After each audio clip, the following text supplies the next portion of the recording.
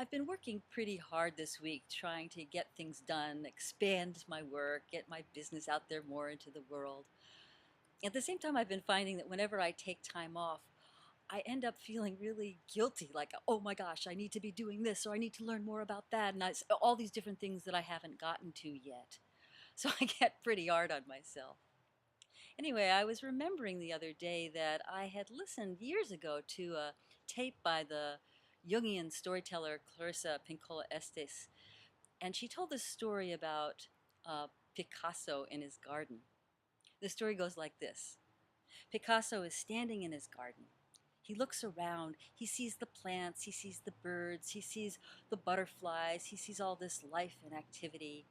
He's breathing and standing. His neighbor comes by. He leans over the fence and he says, "Hey, Pablo, looks like you're taking a little time off. You're taking time to just rest. Good for you." And Picasso turns to him and says, "Actually, I'm working." Well, a few days later, Picasso is again in his garden. This time he sets up an easel. He's putting paint on the canvas. He's rubbing things out. He's measuring. He's looking and doing all of these various things on his canvas. And his neighbor comes by again, leans over the fence, says, "Pablo, looks like you're working today. Good job." Picasso turns to him and says, "No, today I'm resting."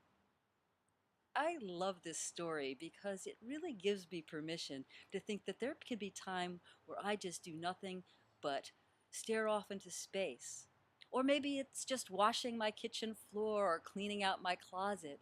And I find that sometimes that's the space and time that all these new ideas come to me, or I feel more relaxed and more inspired to move forward instead of thinking, "Oh, I have to learn one more thing about Twitter."